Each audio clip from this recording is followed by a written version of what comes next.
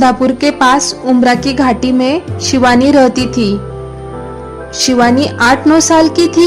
Shivani school, घर, खेत और बाजार के बच्चों में बहुत होशियार थी और सभी लोग उससे खुश थे।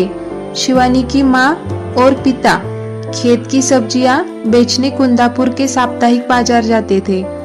शिवानी हिसाब किताब में अपने माता पिता की मदद करती थी और समय समय पर बाजार भी जाया करती थी। भजी या भेल खाना उसका मनपसंदीदा शौक है। एक रविवार ऐसे ही घूमते घूमते बाजार में मिठाई की दुकान पर आ गई और वही खड़ी होकर मिठाई देख रही थी। हलवाई उसे देख रहा था। तभी वो उठकर शिवानी के पास आया। हलवाई ने शिवानी से कहा, ए लड़की, चल पैसे निकाल। शिवानी कहती है, कौन सा पैसा? हलवाई ने कहा, तुमने जो मेरे मिठाई की खुशबू सूंघ ली उसके पैसे। आहा, लेकिन मिठाई की खुशबू के पैसे कौन देता है? शिवानी ने कहा। हलवाई चिल्लाने लगा कि पैसे तो देने ही पड़ेंगे। धीरे धीरे लोगों की भीड़ जमा हो गई। शिवानी कहती है, क्या आदमी है? बाकी लोग कहने लगे, हमेशा इसी तरह अजीब व्यवहार करता रहता है। खुशबू के पैसे, पगला है। शिवानी के पास एक विचार आया। शिवानी ने हलवाई से कहा, रुको जरा, मैं अभी आती हूँ।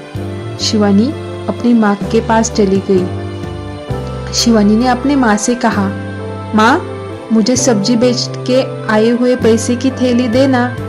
शिवानी की माँ बोली, क्यों, क्या हुआ? शिवानी ने कहा, अरे एक मजाक है, तू भी चल मेरे साथ। दोनों चिल्लर पैसों का थैला लेकर निकल गए और मिठाई की दुकान के पास भीड़ वैसी ही थी। इंतजार करते करते दोनों हलवाई के पास आ गए। शिवानी ने चिल्लर का थैला हाथ में लेकर 1, 2, 3 बार बजाया। भीड़ के लोग चुपचाप सुन रहे थे। शिवानी ने कहा, पैसे मिल गए? हलवाई बोला, पैसे कहाँ है?